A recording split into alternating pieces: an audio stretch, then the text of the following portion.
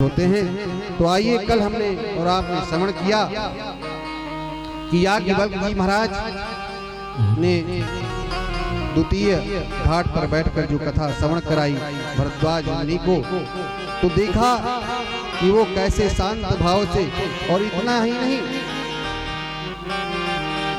जब उनको जान लिया, कैसे जान पाए, भरद्वाज जी की आंखों में अश्रु हैं और जो उनके रोम हैं वो रोमावली पुलकित हो रही है।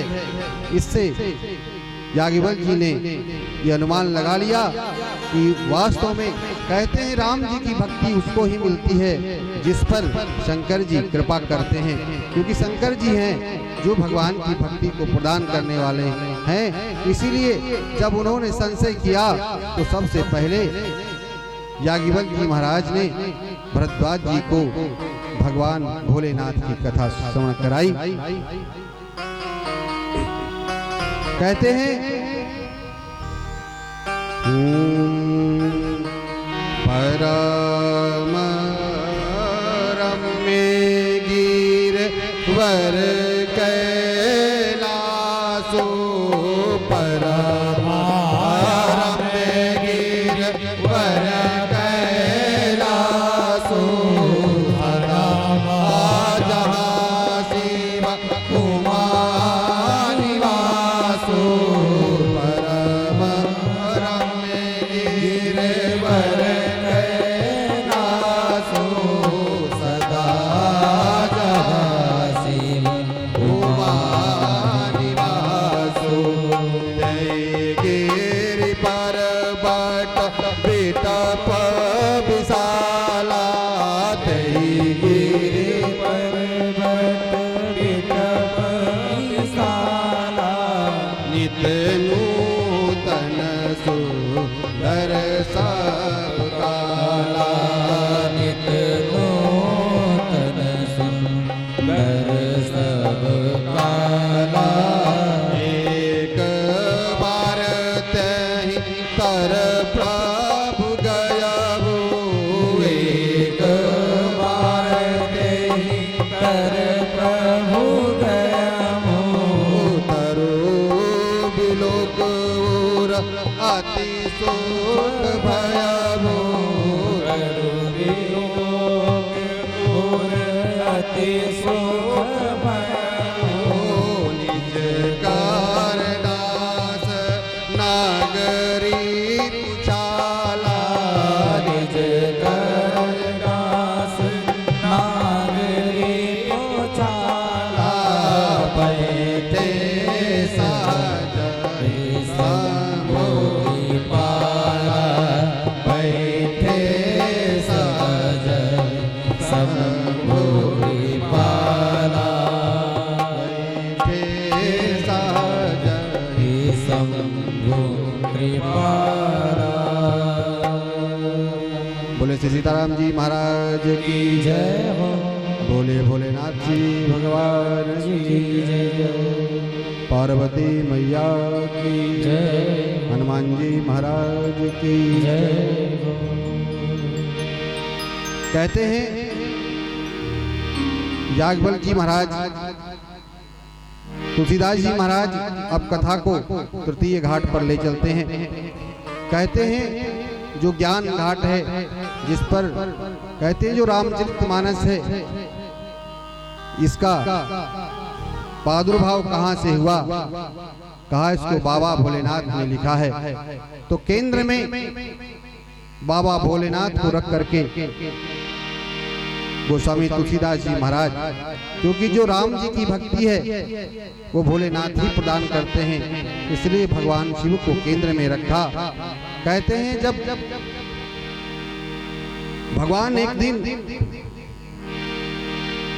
मैया पार्वती के साथ कैलाश पर निवास कर रहे हैं, उसी समय वहां पर एक बहुत बड़ा क्या है, बट बिटप विशाला, बट माने बरगद, कहा बरगद का बहुत बड़ा पेड़ है, जिसको देख करके बाबा के, और वो कैसा है, नित नूतन सुंदर सब काला, जो हमेशा प्रतिदिन हर समय नित और नूतन रहता है।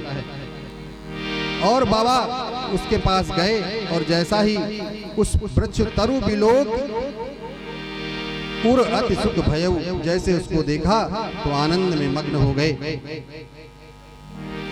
उसी के नीचे बाघांबर बिछा करके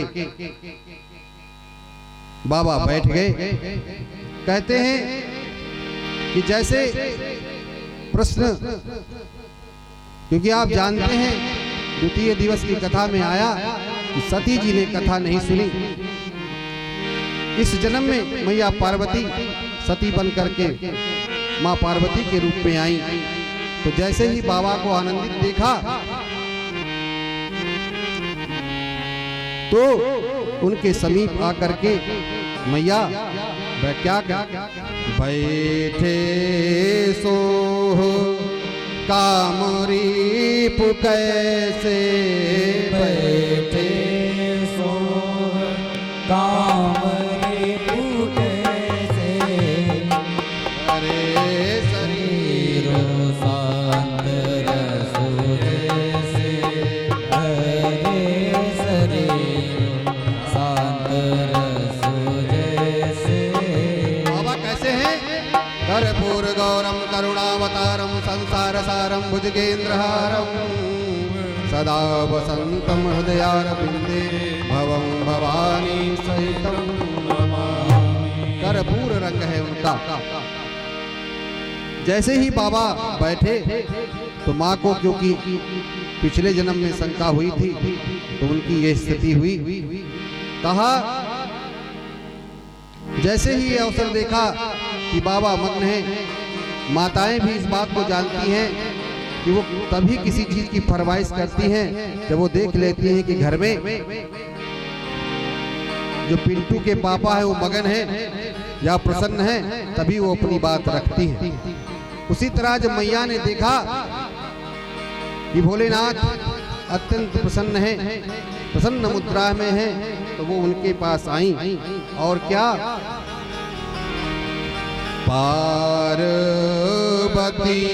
भल अवसर जानी, पार्वती भल अवसर जानी, गए संभवानी मातु भवानी, गए संभवानी मातु भवानी।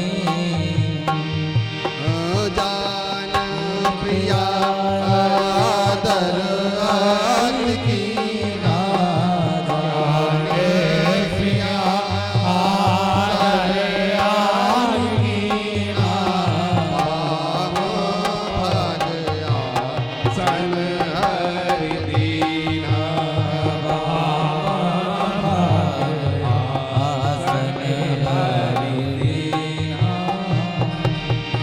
जैसे ही मैया आई तो आपने कथा में सुना कि जब मैया ने कथा सती जी ने नहीं सुनी थी तो बाबा ने सम्मुख आसन दिया था।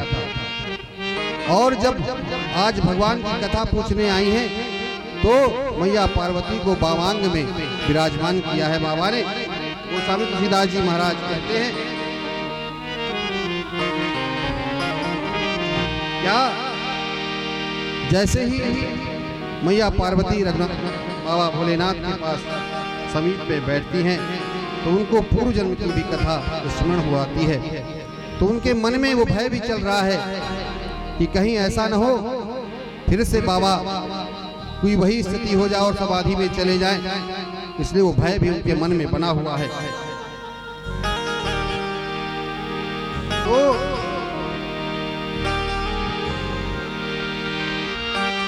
जैसे ही मैया उनके पास गई, कहा हे बाबा मैं आपसे कुछ जानना चाहती हूँ। क्या?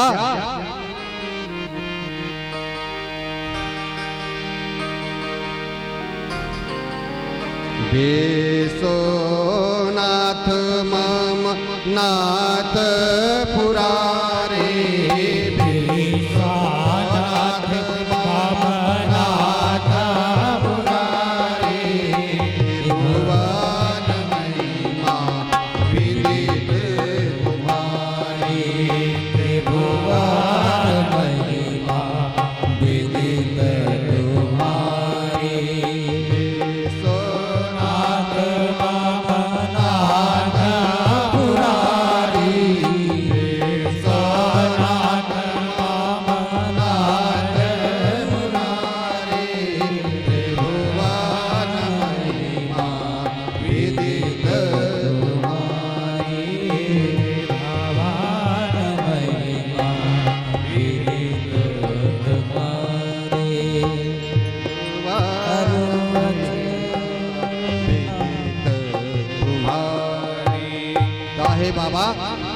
आप तो विश्वनाथ हैं और मेरे भी नाथ हैं। तो कहा बाबा मेरी अज्ञानता पर ध्यान न दे करके कि आप सारे गुरु के धाम हैं, प्रभु समर्थ सर्वज्ञ शिव सकल कला गुणधाम, जोग ज्ञान वैराग्य निधि पनत कल्प तरु नाम। तो बाबा आपका नाम शरणोगतों के लिए क्या है? कल्प तरु है, अर्थात कल्प वृक्ष है। जो कुछ चाहता है, जो भी भौतिक संपत्ति चाहता है, आध्यात्मिक संपत्ति चाहता है, बाबा वो आपके पास आता है। इसलिए आप कल्प वृक्ष है और आपके नीचे, यदि कल्प वृक्ष के नीचे बैठ करके भी मैं प्यासी रह जाऊं तो भोलेनाथ से प्रार्थना करती हैं कि हे नाथ, कहा जो नाम है वो सबसे महत्वपूर्ण है, इसलिए भैया हमको भी नाम का कीर्तन करना चाहिए। आइए नाम कीर्तन करो, नाम कीर्तन करो तुम सुधर जाओगे। नाम कीर्तन करो तुम सुधर जाओगे। नाम कीर्तन करो तुम सुधर जाओगे। नाम कीर्तन करो तुम सुधर जाओगे। पाके हरि प्रेम निश्चित ही तर जाओगे। पाके हरि प्रेम निश्चित ही तर जाओगे। पाके हरि प्रेम निश्चित ही तर जाओगे। पाके हरि प्रेम निश्चित ही तर जाओगे। नाम कीर्तन करो तुम सुधर जाओगे। नाम कीर्तन करो तुम सुधर जाओगे। नाम कीर्तन करो तुम सुधर जाओगे। नाम कीर्तन करो तुम सुधर जाओगे। नाम कीर्तन करो तुम सुधर जाओगे। चाहे हो तुम पतित या पवित्र आत्मा, चाहे हो तुम पतित या पवित्र आत्मा, गाके हरि नाम भक्ति का रस पाओगे। गाके हरि नाम भक्ति का रस पाओगे। नाम कीर्तन। सीताराम सीताराम राधे श्याम आप करते रहिए, यही है नाम कीर्तन। नाम कीर्तन करो तुम सुधर जाओगे। नाम कीर्तन करो तुम सुधर जाओगे। नाम कीर्तन करो तुम सुधर जाओगे। नाम कीर्तन करो तुम सुधर जाओगे। करके करुणा मनुज देह प्रभु ने दिया। करके करुणा मनुज देह प्रभु ने दिया। क्यों नहीं राम का नाम तुम गाते? क्यों नहीं राम का नाम तुम गाओगे। नाम कीर्तन करो तुम सुधर जाओगे। नाम कीर्तन करो तुम सुधर जाओगे। पाके हरि प्रेम निश्चित ही तर जाओगे। पाके हरि प्रेम निश्चित ही तर जाओगे। नाम कीर्तन करो तुम सुधर जाओगे। नाम कीर्तन करो तुम सुधर जाओगे। नाम कीर्तन करो तुम सुधर जाओगे। करके करुणा मनुज दे प्रभु ने दिया। करके करुणा मनुज दे प्रभु ने दिया। क्यों नहीं राम का नाम तुम गाओगे? क्यों नहीं राम का नाम तुम गाओगे? नाम कीर्तन करो तुम सुधर जाओगे। नाम कीर्तन करो तुम सुधर जाओगे। राम कीर्तन करो तुम सुधर जाओगे। नाम कीर्तन करो तुम सुधर जाओगे। शुद्ध होगा हृदय नाम कीर्तन से ही शुद्ध हो